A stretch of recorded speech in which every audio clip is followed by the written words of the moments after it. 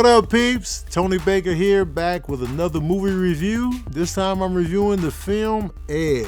Oh yeah, quick, easy, subtle title, Air. It's about Air Jordans. As y'all know, man, I be wearing Jordans, man. I got a bunch of them. Now I'm hooked on Jordan 1s. The Jordan 1s. And this movie is about how did Nike get to the Air Jordan? How did this come about? Now, for me, growing up a Chicago kid, Chicago Bulls, Jordan, I was there in real time, 84. I was like 7. I turned 7 that year.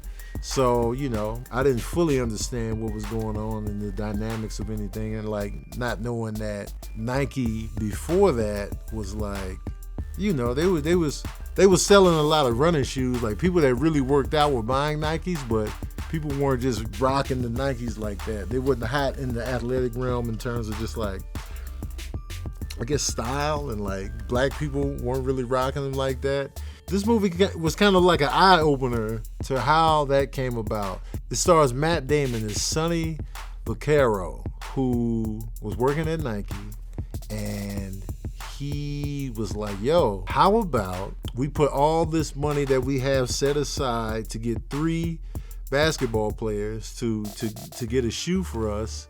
How about we just all focus in on one particular athlete?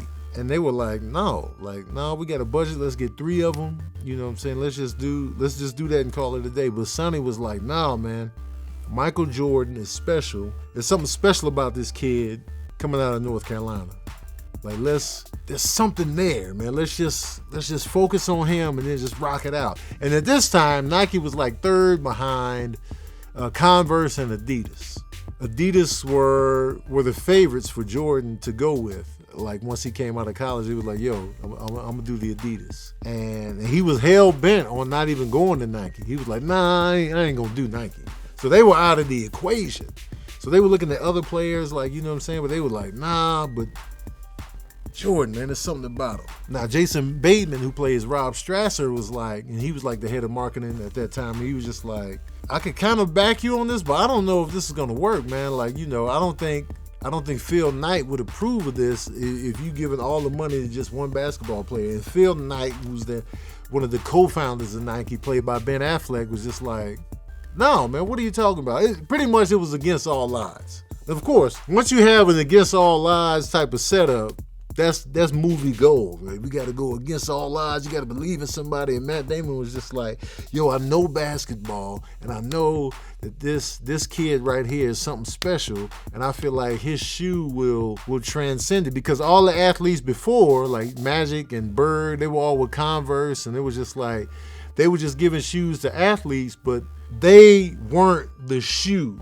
Like, they weren't the person. Matt Damon's character was like, yo, we're gonna make Jordan the person. But he had to convince people. He had to convince Jordan's agent, who was played by Chris Messina. That was David Falk, who was played by Chris Messina, who was phenomenal in the movie, by the way. And Chris Tucker, who played Howard White, he was like head of relations, so he was the guy that connected with the actual players, hung out with them, spent time with them, went out to the club with them, was cool with the parents. That was his role in all of this. Now, Peter Moore, played by Matthew Maher, he was the guy that came up with the design for the shoe. So we see all of this happen from beginning to end. We just see how they came to focus on Jordan, how they pitched the idea to spend all the money in the budget on one particular athlete instead of just getting 3, because Nike was failing in that department in terms of like pro athlete representation, especially in basketball. Getting the shoe made, luring Jordan in, and he had to go through the mom, played by Viola Davis. The mom was the key, because Jordan wasn't even talking to Nike directly. He was just like, nah, you can go through my mom. So he even broke code and went directly to the parents' house. He drove to North Carolina and was like, yo, to meet with the mom, was like, yo, I'm gonna tell you this. Adidas is gonna tell you this. Converse is gonna tell you this, but I'm gonna tell you this right here, right now, even though y'all not even considering Nike, but consider this. And so she was taking it all in and was like, he charmed her up and was like, all right. And so exactly what he said was going to happen with Adidas and Converse happened. So she was like, we'll give y'all a shot. We'll give y'all a meeting. So it was just dope to see how they all came together to get this shoe out and what it ended up becoming. The cast is great. Ben Affleck is directing yet again. I like Ben Affleck on the directorial tip. I feel like he's undefeated. If you look at Gone Baby Gone, The Town, Argo, and Live by Night, I liked all of those movies. So, and this is his 5th directorial joint. I feel like Ben Affleck is 5-0 on the directorial tip. And it really opened my eyes to see how they ended up getting this deal done.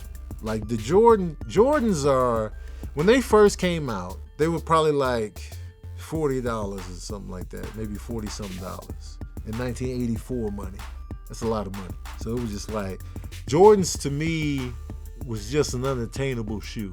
I knew my dad wasn't gonna give me no Jordans because he's cheap, and my mom, single mom raising 3 boys, I can't come in there with let me get the Jordans. And to be quite honest with you, I really wasn't like attracted to them like that at that time to be like, yo, ma, give me the Jordans. It was never that for me. I was just like, oh, okay, he got the Jordans. Those are cool. Those are shoes that I could never have. And plus, I lived in sketchy neighborhoods. They would have stole my shit. They'd have stole my Jordans. So I was just like, I don't know. But seeing how they came up with the design, and it was just like, it was going to be red, white, and black, the Chicago Bulls colors. At that time, you had to wear all white sneakers on the court at that time in the NBA. So you were going to get fined if you had certain colors in your shoes. And they were like, yo, we'll pay for the fines that Jordan will receive just so we can get the shoe out there. And so it was all this kind of stuff that I had no clue about. Like, man, you really had to wear all white sneakers and you got fined for wearing the color. Wow. Like, you think about shoes today, it's all kind of colors on the court now, but like back then, it was like, nah, this.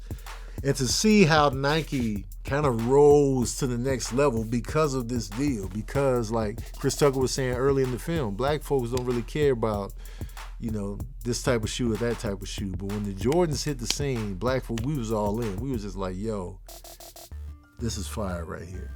And Jordan became arguably the greatest basketball player that has ever graced the court. Argue amongst yourselves over there, but like, this is part of that legacy. His shoe is part of that whole legacy. Like, the Jordan brand is still relevant now. Like Jordans. It's just beyond him. It's like they were saying in the movie, this is gonna live on past you. And like, you got the new Jordans. The Jordans have been in style the whole time. Since they came out in 84 into now, people are like, yo, Jordans. It's some Jordans I want right now. One pair is $1,600, one pair is $900, one pair is $700, and I'm like, I can't pay this amount. But I paid $500 for a pair of Jordan 1s. So that shows you the power of the brand. And what was dope to see is that he changed the face of how the athlete deals were done. See, now his Jordan and his mom was just like, yo, we need Michael to get a percentage of each shoe that's sold. He needs to get a percentage of that. And they were like, no, we can't do that. That's never been done. That's never been done in the history of, sneaker deals with athletes. They never get a percentage of the actual sales. Like, that's unheard of. But they were like, well, this is what we want. We want the $250,000, the car, and a piece of every shoe sold. And they ended up making that deal. And that was unprecedented, man. So like, the money Michael Jordan has made off these shoes is just astronomical, man. They say he makes close to $400 million a year just on his shoe percentage. And Nike makes $4 billion annually from the Jordan brand.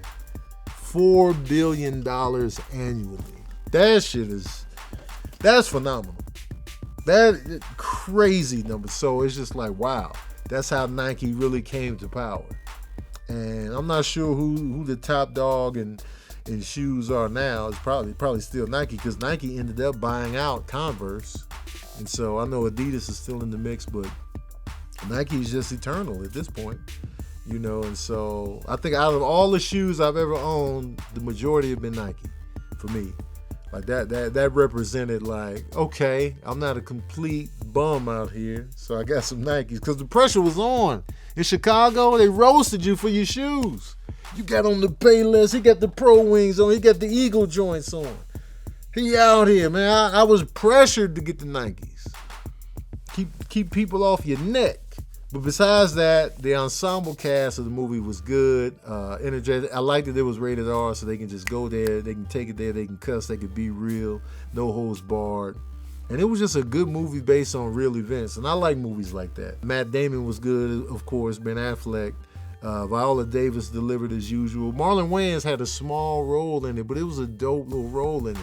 Him playing George Raveling, what he brought to the equation and this whole Jordan deal. And it was just dope to see how the deal was made and how it was carried out. It just made you have a little bit more respect for Jordan's mom and the role she played in the whole thing, because she was pivotal in this.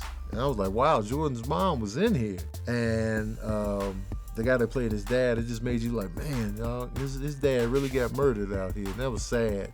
They didn't really go into that during the movie, but it was just like, it was a reminder that his dad really got murdered out here.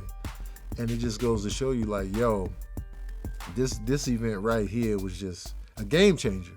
Even if you're not into basketball, you probably got Jordans.